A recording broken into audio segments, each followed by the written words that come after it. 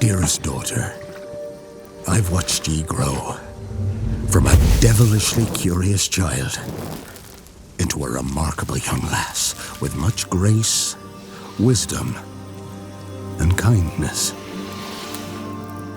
Take the easy times what shape us, nay. 'Tis how we rise to face the hard times what does that for us. You've an heart of gold. You've the spirit to overcome adversities aplenty. Darling, sweeten. Today's the day ye fill out your destiny.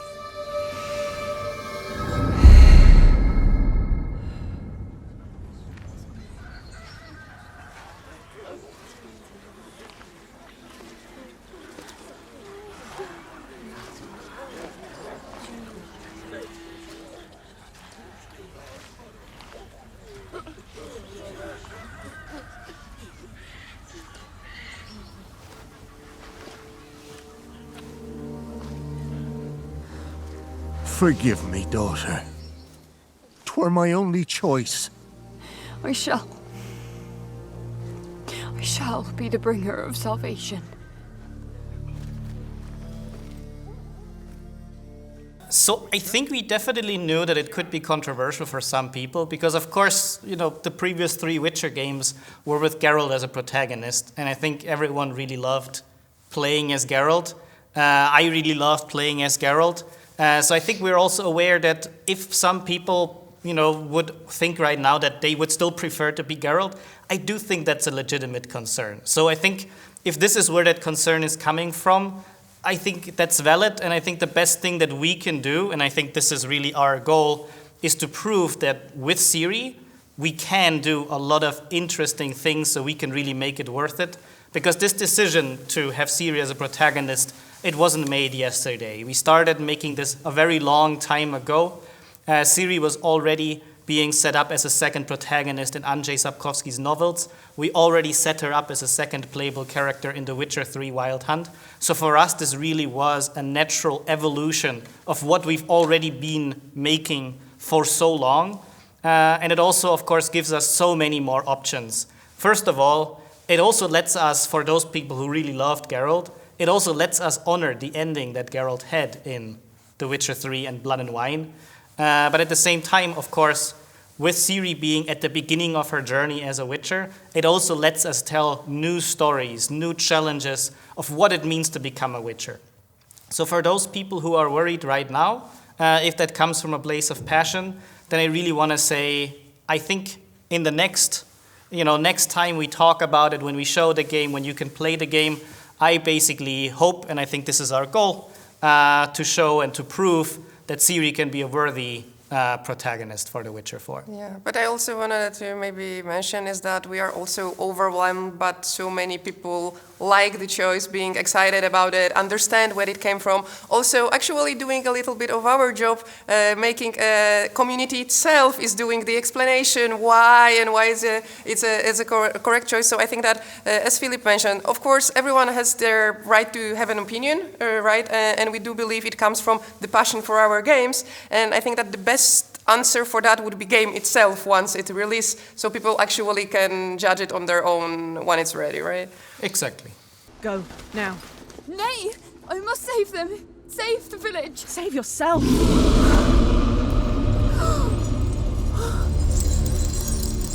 With each of our games, we try to push the boundaries to have something new, to learn from the previous, even if the games are different from each other when it comes to the franchise, right? But to learn from that, to push it more, to achieve more, to have more depth there, more immersive with the open world, to also do it with the gameplay elements. So I guess with the overall approach, for sure we are aiming and we are hunger for once again do a change for people, right? And do the introduction of something that world did not yet experience, of course, because our ambition is always to push the bar, yeah. Mm-hmm.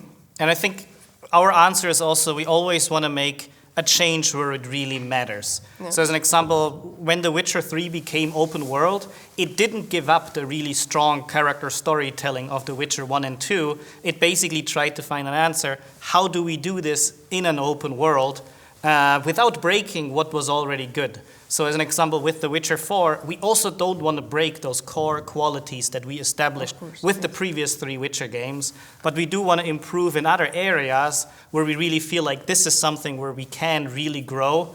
And as an example, this also means that open worlds don't necessarily need to be bigger and bigger and bigger, but as an example, open worlds can be deeper, more immersive, more systemic. I think this is also something that's really exciting to look at. And I guess it's also important is that it's not only we want to raise our own bar, but we of course look at the market, what's happening there. We do listen and monitor our community, which is really an important part of the development we do, right? So to still tell the story and to give you the experience that we all, I guess, our players need. Yeah. Making a feature for the game, the best one, right? It's not about making the best feature ever. It's making the best feature in the time you have. So this is also a struggle for when it comes to the daily development. But when it comes to the size, I guess it's more, Philip already mentioned it, yeah? It's more about the ambition of having it really complex, immersive, going into depth of that, not necessarily always the actual size. However, of course, this is a single-player action RPG open world, so you can expect it will be big.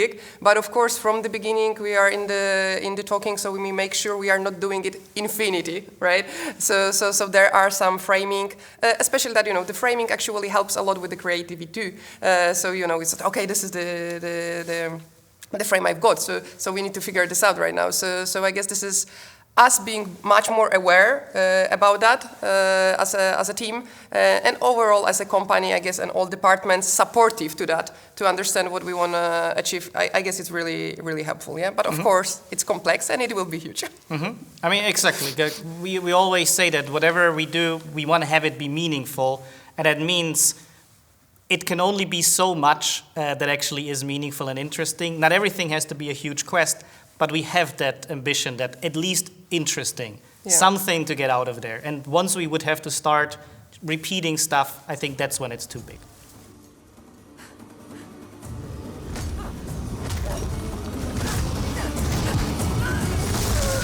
Fate cannot be changed. You cannot change anything.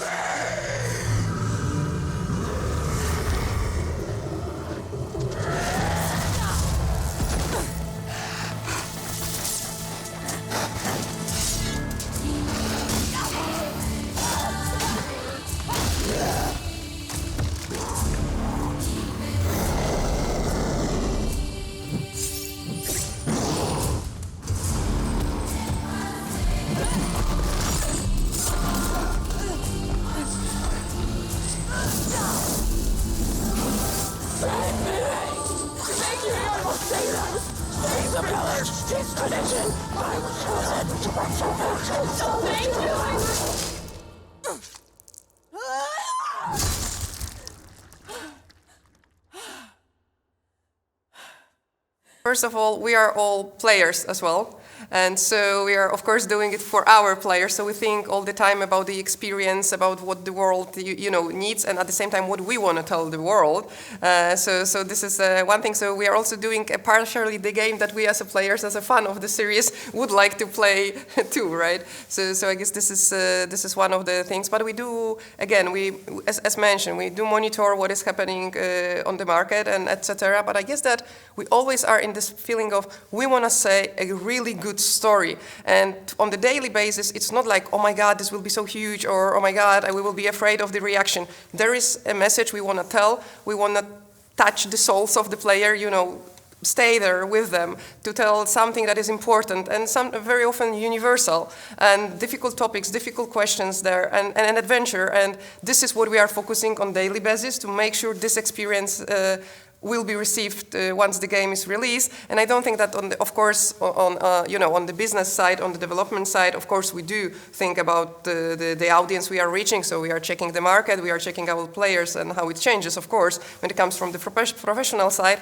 But when it comes to the team, I guess we are mostly focused on the goal of and the vision of the game to be delivered, right? Exactly. Like on a daily basis, we just want to make the best game we can. And the thing is, we also have a team that's really experienced. So we have many team members that worked on The Witcher 3 Wild Hunt. We even have some team members that go back to The Witcher 1. So I think many of us have gone through, the highs of The Witcher 3 release, the expansions, the problematic times of the Cyberpunk release, and then also the highs again of basically this opportunity that we were able to fix Cyberpunk into what we wanted it to be. So I think, we went through so many stories together that I think the only thing we want to do is basically the best game we can. Yeah.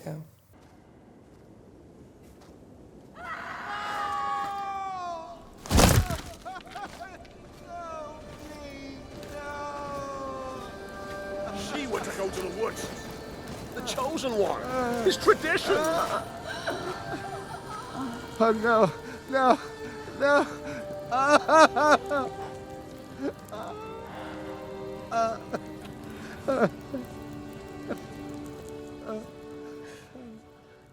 It's part of the tradition of The Witcher that I think we always wanted to tackle really difficult themes that also are difficult for us because for us in our storytelling, we never want to give easy answers. We always want to raise difficult questions. And it also means tackling some difficult stuff, but also tackling it with care and making sure that we do basically the best job with these stories that we can.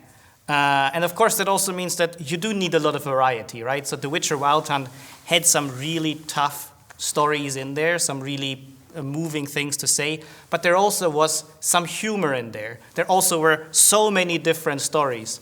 And I think it will be the same case for The Witcher 4. I think it's important to have this just variety of stories going. And that means that after The Witcher 3, there's still many very serious topics that we can cover, that we want to cover. And I think this is also what makes The Witcher. But basically, it's not the only thing that makes The Witcher.